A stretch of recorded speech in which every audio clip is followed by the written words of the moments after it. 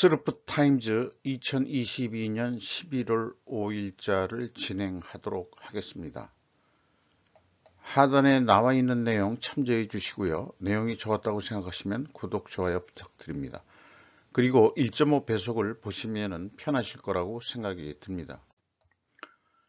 윤 대통령 이태원 사고 사과, 비통하고 죄송, 책임은 저와 정부에게.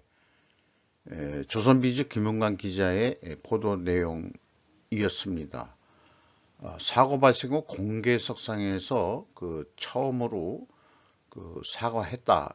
이런 게 이제 전달하고자 하는 메시지 같아요. 조계사 위령법회에서 이렇게 했다고 합니다. 찍힌 사진이고요. 북 군용기 4시간 동안 180회 떴다. 군 전투기 80여 대 긴급 출격. 이거에 대해서 이게 이제 북한 전투기가 이륙하는 모습이 2020년 조선중앙통신이 보도한 그런 사진인데요. 지금 이종석 국방부 장관이 미국을 방문해서 로이드 오스틴 미국 국방 장관은 워싱턴 DC 청사에서 안보 협의 열어가지고 공동 성명을 채택했다는 얘기입니다. 미 전략자산 상시 배치 수준으로 전개를 하고 북한 핵 공격 시 김정은 정권은 종말을 고할 것이다라고 압박성 성명을 낸 것 같습니다.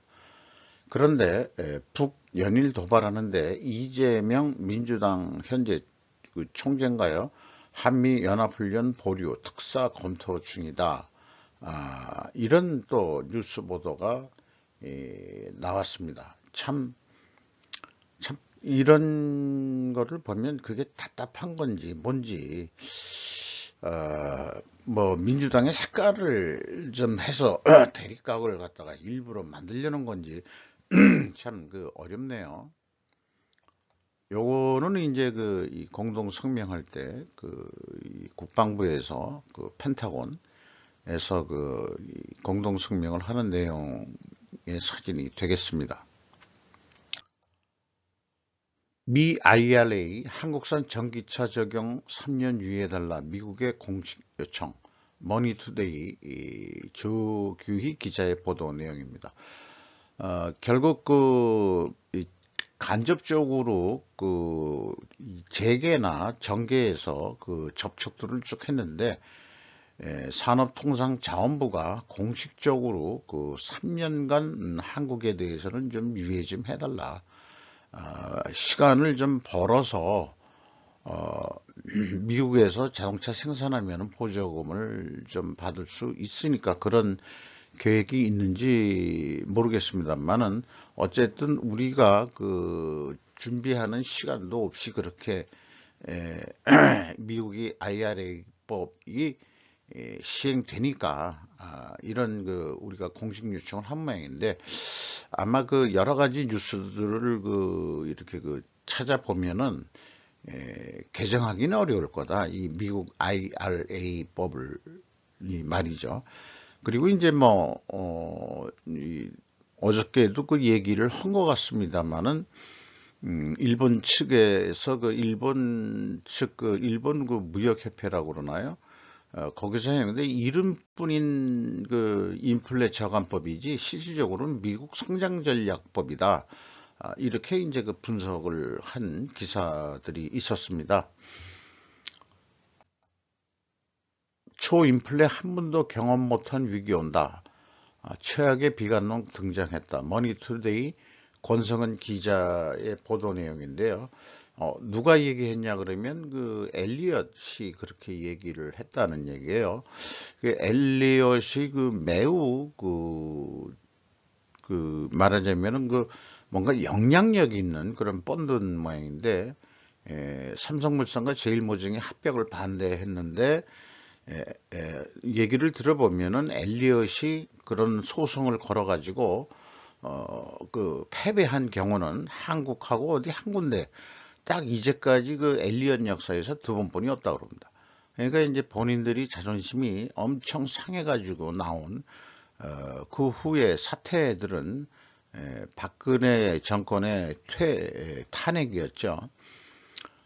이런 것은 뭐 그거하고 연결해서 얘기할 성격인지 어떤지는 모르겠습니다만, 근거 없이 그렇게 얘기는 할 수 없는 건데, 자관 박근혜 탄핵의 이 발생 시간을 보면은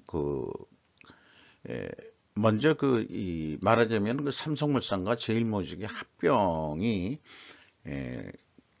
승인이 됨으로 인해 가지고 엘리엇이 패배가 된 것이 뭔가 연관이 있지 않겠냐, 그런 상상을 해볼 수 있는 거 아니겠느냐. 그래서 이런 경우에는 뭐 추리라고 얘기하기도 그렇고 그냥 상상 정도, 또 남들이 오해하지 않을 때는 뭐 소설을 써볼 수 있다, 이렇게도 얘기할 수 있는 거겠죠.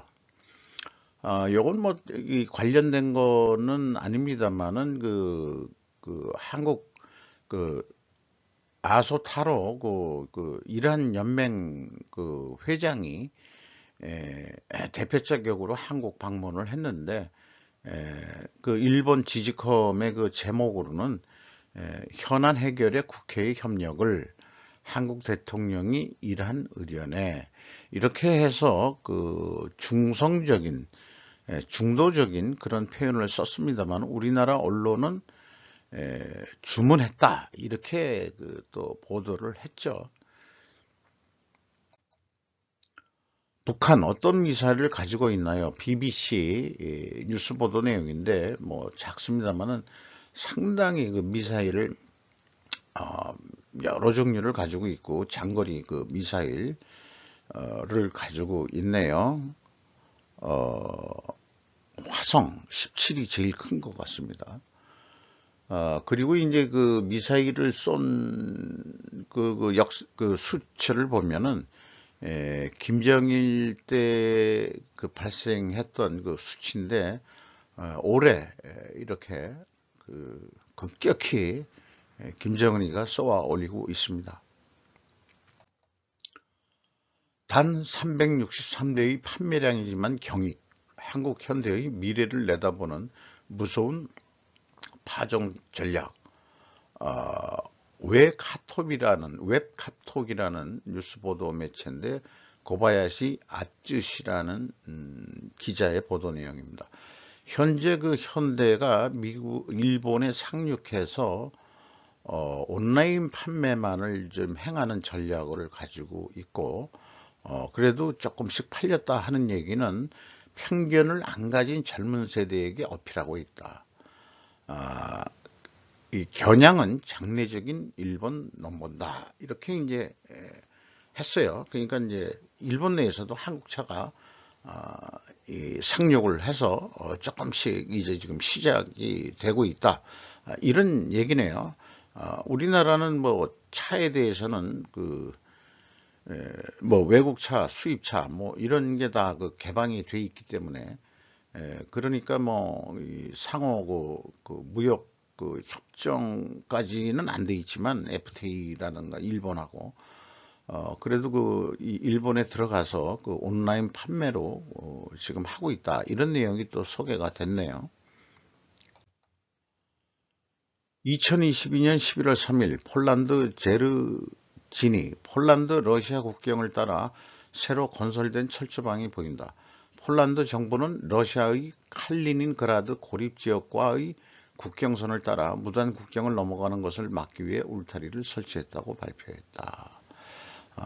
이런 얘기인데, 울타리를 이렇게 설치하고 있는데, 난 폴란드가 러시아하고 국경이 있었나? 아니, 좀 떨어져 있을 텐데, 중간에 벨로루시인가 또 있고요. 그랬더니 그걸 찾아보니까 이 러시아에서 동떨어져 가지고 조그맣게 있는 데인데, 역사가 있는 것 같아요. 칼라닌그라드라는 게. 그래서 본토와 좀 떨어져서 발트해 연안에 위치해 있는데, 그 역사를 보면은 소련 해체와 함께 독립하면서 본토로부터 단절이 됐다. 이렇게 얘기가 돼 있네요. 그래서 이렇게 그 철조망을 폴란드가 치고 있다, 그런 뉴스였습니다. 미 배타적 중러 북핵 실험 중단 지렛대 확보. 이 제목으로 봐서는 뭔 얘기인지 좀 궁금해서 봤는데, 미국은 중국과 러시아가 북한이 핵폭탄 실험을 재개하지 않도록 설득하기 위해 사용할 수 있는 지렛대를 가지고 있다고 믿고 있다고 미 행정부의 고위관리가 목요일 말했다. 참 말이 어렵네요. 유엔 안전보장이사회 안정이라고 또 15개 회원국이 있는데 이게 제대로 지금 작동이 안 되고 있죠. 그래가지고 그 중로가 항상 이거 북한 제재 뭐 이런 거에 그 이제 반대 입장을 좀 보이니까 거부권을 또 행사했다, 이렇게 또 나오거든요. 지난 5월에. 그래서 이게 무슨 지렛대라는 말이 뭔가 어떤 그 강점을 가지고 있는 거냐, 그런 것 같지는 않고, 중러가 가지고 있다는 지렛대, 그러니까 미국이 가지고 있다기보다도 중러가 지렛대를 가지고 있다는 얘기는 레버리지라는 얘기인데, 이 레버리지라는 게 그 지렛대라고 번역이 되지만은 금융 쪽의 용어로서는 이제 부채 비율을 얘기할 때 그 레버리지율이라고 얘기를 하거든요. 그러니까 여기에서 얘기하는 레버리지라는 것은 중로가 북한 핵 개발에 뭔가 미국한테 니들이 어느 정도 뭔가 역할을 해야 되지 않느냐 하는 그 어떤 책임, 부채 성격인 그런 거를 미국은 계속 요구하고 있다, 그런 얘기 같습니다. 그래서 좀 더 읽어보면은요, 이 관리는 미국이 북한을 결코 무장해제를 하지 않을 핵 보유국으로 인정해야 한다는 일부 북한 전문가들 사이에 증가하는 요구를 거부했다. 그런 북한은 핵 보유국에서는 안 되고 되어서는 안 된다는 유엔 안전보장이사의 결의안 전체가 명백히 통과됐다라고 말을 했다는 거죠. 어느 나라도 이것을 요구하고 있지 않습니다. 그러니까 북한의 핵 인정국 정책 변경의 결과는 매우 부정적일 거라고 생각합니다. 뭐 이런 의견이었네요. 일본 언론은 G20 정상회의에서 한미일 삼국 정상회담을 개최하기 위한 조율에 들어갔고, 한일 양자회담 개최도 모색하고 있다고 보도했다는 것입니다. 이것은 그 윤석열 대통령은 방한한 독일 슈타인마이어 대통령과 정상회담을 열고 대북 문제에 대해 긴밀히 공조해 나가기로 약속했다 하는 그 YTN 11월 4일자의 뉴스 보도 내용이었는데요. 이 독일의 그 대통령이 이 상징적인 거죠. 실제는 그 총리가 가지고 있는 건데, 동일한 날짜에 10년 전 중국이 아니다, 결국 시진핑 손잡은 독일 총리 해서 그 독일 총리가 중국을 방문한 겁니다. 깜짝 방문을 해가지고 미국이 조금 싫어하는 그 냄새를 피웠다고 그러는데요. 독 폭스바겐 지멘스 CEO 등을 동행해가지고 경제 사전땅 읽고 방중을 강행했다. 그리고 이제 중국은 동일 방문단의 격리 면제를 했고 차이 인정, 구동 존의를 강조했다, 이런 얘기네요. 중국은 유럽 관계 3자 개입 반대, 미국에 대한 공동제항 제안했는데 숄츠는 진영되길 원치 않는다. 그래서 그 구동존의라는 게 이 C가 그 구동존의를 강조했다는데, 이게 역사적인 이 근거 있는 말이라고 하더라고요. 그 주울레가 먼저 얘기를 했다고 그러는데, 서로 다른 점은 인정하면서 공동의 이익을 추구한다. 참 참 말은 좋네요. 공동의 이익, 공동의 이익. 이 공동의 이익이 목표가 이 합의가 된다면은 갈등은 해결할 수 있는 거라고 어, 저는 그렇게 지금 소개를 하고 있죠. 그 말은 이거 되게 좋은데 신뢰가 안 가요.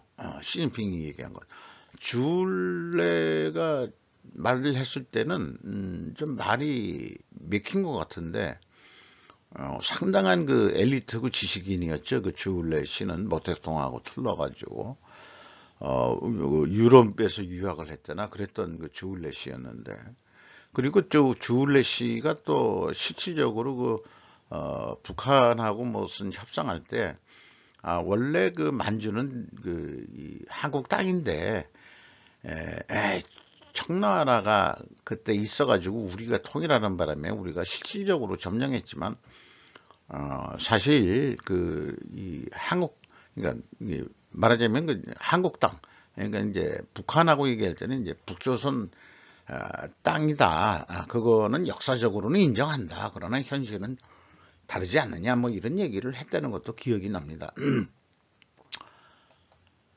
그래서 대통령은 한국 윤석열 대통령을 찾아오고 또 이태원 참사에 대해서 위로의 말을 했는데 동시에 총리는 이제 시진핑을 찾아가서 뭘 좀 또 잘해보자 또 이렇게 얘기가 되고 있는 참 역사적인 그런 일들이 참 어떻게 흥미롭다 할 수 있을까요?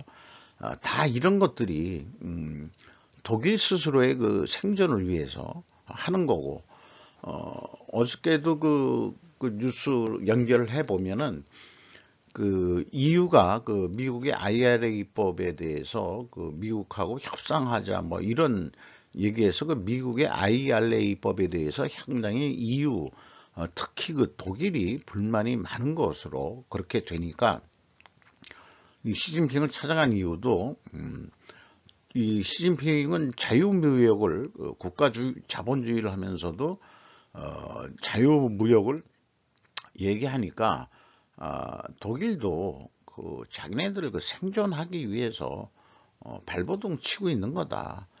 이렇게 찾아가는데 대통령은 한국에 와서 북한 도발에 대해서 공감을 하면서 어떻게든지 좀 북한의 핵 도발을 억제해야 된다. 뭐 이런 쪽으로 또 이제 정치적인 행보를 하고 또 총리는 경제적인 생존을 위해서 또 행보를 보조를 잘 마치고 있네요. 독일 입장에서는. 천무까지 폴란드로 올해 방산 수출 170억 불 달성. 폴란드가 이 여러 개 이 국산 무기를 수입했는데 이제 다연장 로켓까지 또 추가 계약을 했다 이런 얘기네요. 그리고 이제 K2 전차와 K9 자주포 그 다음에 FA-50 경공격기에 의해서 천무까지 폴란드가 수입을 해 가고 있다 이런 얘기죠. 그래서 이런 내용에 대해서 뭐 이 왼쪽은 뭐 좀 다른 얘기긴 합니다만은 상호 연관은 돼 있는 거죠. 이 젊으신 분이 하는 유튜버 방송인 것 같은데 젓가락 TV. 중국이 혐한 방송을 할 때 조회수는 엄청 많은데 중국 방송 중에서도 객관적으로 한국에 대해서 평가하는 그런 방송이 있는데 그래도 상당한 조회수가 있고 그 다음에 인정하는 그런 댓글들이 많다는 내용들을 이렇게 소개하고 있고요. 한국이 나름대로 상당히 잘하는 게 많은 나라다라고 하게 있고 군사력에 대해서도 상당히 상세하게 소개를 하고 있습니다. 그리고 GDP 상위권 국가 중 제조업 비중이 25%를 넘는 나라는 한국이 유일하다. 자기네들 나라 빼고. 그러니까 이제 중국이 세계의 이 공장 역할을 한 30년 가까이 해오고 있었죠. 이게 이제 지금 제재가 되고 있는 겁니다만은, 그리고 군사력도 얘기를 하고 육군력에 대해서는 뭐 우리가 그 상당히 많은데, 현역병 외에도 한국은 그 예비군으로서 동원 가능 병력은 300만이 넘는다. 이런 것까지 이제 소개를 하고 있습니다. 그리고 이제 일본 쪽에서 그 뉴스, 야후 재팬 쪽의 뉴스를 참조해서 이 자료를 만든 모양인데 잘 정리를 해서 소개를 한 것 같습니다. 우크라이나의 숨은 전승국은 한국입니다라는 제목으로. 결국 우크라이나 러시아 이 전쟁이 터지면서 실질적으로는 한국이 방위 무기를 판매하게 되면서 전승국이 아니냐. 결국은 일본의 군수산업 완패는 누구 탓인가? 그러니까 일본은 많이 못 팔아먹었다 얘기죠. 투르키에는 미쓰비시 중공업의 전차용 엔진 대신 한국산을 도입했다는 얘기고요. 그 다음에 이 아랍에미레이트에서는 미사일 요격 시스템 판매가 결정돼서 한국이 약 4천억 엔의 계약을 체결했다. 이런 내용도 소개를 하고 있습니다. 일본에 나온 뉴스를 소개하는 거죠. 계속해서 북유럽과 동구권 국가들도 항공 무기 신규 추가 구입을 검토하기 시작했다는 것을 얘기를 하고 있습니다. 이런 유튜브죠. 잘 정리를 한 것 같습니다. 그리고 이제 가장 주목받는 아이템은 K2 전차고, 그 다음에가 이제 K9 자주포고, 거기다가 이제 추가로 K10이라는 장갑 탄약 보급차가 있는데, 이 K2 전차에 뛰어난 것은 확장성과 범용성이고, 수요자에 맞춰서 맞춤 생산을 바로바로 해낼 수 있는 그런 장점을 가지고 있다. 이렇게 일본 매체는 소개를 하고 있네요. 그리고 자주포의 전자동으로 탄을 장전할 수 있다. 왜냐면 이제 포탄 자체가 이제 무거워지고 2차 대전만 하더라도 사람 손으로 밀어넣고 그 다음에 쏘고 그랬는데, 이게 자주포의 전자동으로 탄을 장전하는 그런 많이 발전된 그런 무기라는 거죠. 그리고 FA-50도 이 공격기로 이용할 수 있는 기차다. 이렇게 되고 있습니다. 그리고 또한 라이센스 생산을 구매국 쪽에서 하기 때문에 구매자 측 구매국에서도 일자리가 창출되기 때문에 가장 환영받는다. 어쨌든 이 QCD, 퀄리티, 그 다음에 코스트, 딜리버리 이런 QCD 측면에서 한국이 경쟁에서 이기고 있다. 이렇게 얘기하고 있고요. 요게 또 재밌는 말이 있죠. 미제의 비행 명중 정밀도는 20% 감소하지만 가격은 5분의 1입니다. 라고 또 싼 맛도 있다.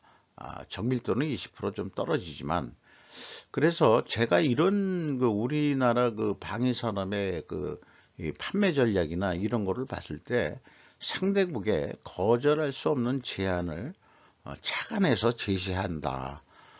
이렇게 정리된 얘기의 종합적인 얘기는 거절할 수 없는 제안을 한국이 하기 때문에 성사가 되고 있는 거 아니냐, 이렇게 생각이 됩니다.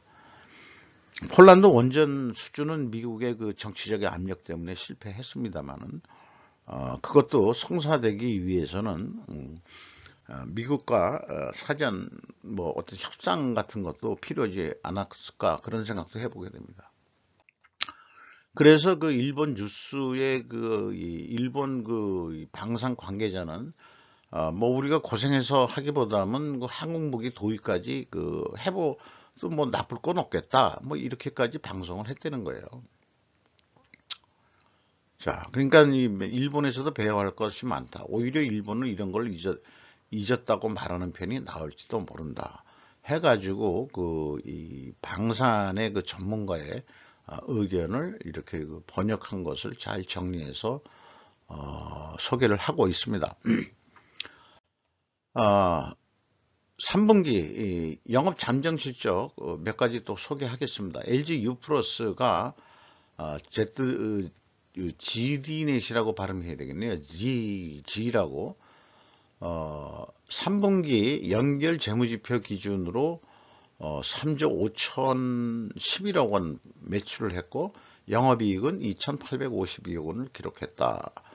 이런 게 간단하게 얘기했고 무선통신 가입자 증가 두드려져 이렇게 얘기했는데 누적적으로 봐야 좀 더 객관적으로 합리적으로 볼 수 있다 이렇게 봅니다. 그래서 누적적으로 보면은 매출이 0.2% 감소했고 영업비용은 거의 그대로이기 때문에 영업이익은 전년도보다 사실상 2.3% 감소한 것으로 나옵니다. 그래서 기자분들이 3분기 누적 실적도 동시 보도해야 바른 방향일 것이다. 이렇게 좀 말씀드릴 게 있어요. 미국처럼 분기마다 배당을 한다 그러면 분기 실적도 얘기를 해야 되고 그 다음에 누적 실적도 얘기를 해야 될 것입니다. 근데 우리나라는 이 배당이라는 게 1년에 한 번 하는 회사가 대부분이고 중간 배당하는 기업은 극소수거든요. 그러니까 누적적으로 얘기를 해야 이 주식 투자하시는 분들이 이해하는데 좀 도움이 되지 않을까. 그런 생각도 좀 해보게 됩니다. 그러니까 분기도 하고 누적도 이 보도를 발표는 누적 금액도 나오고 저는 그래서 누적으로만 보고 있는 거거든요. LG 헬로비전 매출이 12.2% 증가했는데 영업비용은 적게 증가해서 영업이익이 38.5% 증가했습니다. 금호석유화학 매출이 0.6% 줄고요. 영업비용이 23.2% 크게 증가해서 영업이익이 48%나 감소했습니다. 거의 9,580억 원이나 영업이익이 감소를 했네요. KCC 글라스 매출이 18.4% 증가했습니다만 영업비용 25.1% 크게 증가해서 영업이익이 22.4%가 감소를 했습니다. HLDNI 한라겠죠. 매출이 0.1% 증가뿐이 못했고 영업비용은 4.1%가 증가해서 영업이익은 64.9%가 감소를 했습니다. 롯데쇼핑 매출이 0.9% 줄고 영업비용이 2.5% 그러니까 영업비용을 더 줄였죠. 어떻게 비용 절감을 한 모양입니다. 그러니까 영업이익이 198.2%나 증가한 것으로 산출이 됩니다. 메디포시티라고 줄기세포 치료제 연구 및 제조하는 회사인데 매출이 13.4% 증가했습니다만 영업비용이 2배 가까이 더 증가해가지고 영업이익이 아니고 영업손실이 221%나 더 증가를 했습니다. 그러니까 작년도에도 적자였고 올해도 적자가 크게 날 것으로 그렇게 보입니다. 중국 여성들에게 가족적 가치관을 따르라고 지시하기 위해 성별법을 개정하다. 넥스트 샤크라는 매거진의 뉴스 내용인데요. 중국의 최고 입법기관은 여성에 대한 새로운 도덕적 기준 목록을 도입하기 위해 성별법을 개정했다. 쭉 얘기 나오는데 이런 법이 낮은 출산율과 감소하는 결혼 수치에 직면하면서 나왔다는 게 이제 시사하는 바가 있다는 거죠. 여기에 첫 절에 나오는 거면 여성은 국가의 법을 존중하고 따라야 하며 사회 도덕, 직업 윤리 및 가족의 가치를 존중해야 한다. 다르게 돌려서 얘기하면 여기에 가사 도움이라는 말도 있고 일하러 나가는 것도 중요하지만은 한마디로 결혼해서 애를 낳아라 그런 얘기를 돌려 얘기하는 것 같습니다. 근데 그게 법으로 그렇게 한다고 해서 이 개성화 현대화된 중국 여성들이 공산국가든 어떤 체제의 국가든 도시가 크게 커지고 그렇게 하면서 이거는 어디 시골의 영화의 한 장면 같은데 시골에서 그 이 화로에다가 무슨 좀 국 같은 거를 끓이는 그런 장면인 것 같거든요. 근데 이런 역할을 좀 해라라고 중국 그 정부가 입법기관이니까 그 국회 성격인가요? 이렇게 얘기한다는 게 법으로 한다고 해서 그러니까 머리 착상들이 참 잘 안 돌아갑니다. 어떤 간접적으로 해야 되는데 의무시하는 이거 가족의 가치를 존중하라. 그러면은 그 여성들이 그러면은 이제까지 가족의 가치를 중시 안 해서 결혼 안 하고 애도 안 낳고 그런 거냐? 네, 여러 이 생물학을 전공하신 분의 얘기를 들어보면은 인간만이 아니고 동물들도 이렇게 그 개체수가 증가를 하고 그러면은 이 자연스럽게 어떻게 그 자연은 그 출산율이 감소한다는 거죠. 그게 그 자연의 현상이라는 거예요. 특히 이제 그 현대화된 국가가 도시의 그 인구들이密집해 살면서 좁은 땅덩어리에 많은 인구가 살면서 특히 거주 형태가 아파트가 되면서 주변에 인구가 많으면은 자연스럽게 애를 안 낳게 된다. 그렇게 풀어서 얘기하시는 분도 있더라고요.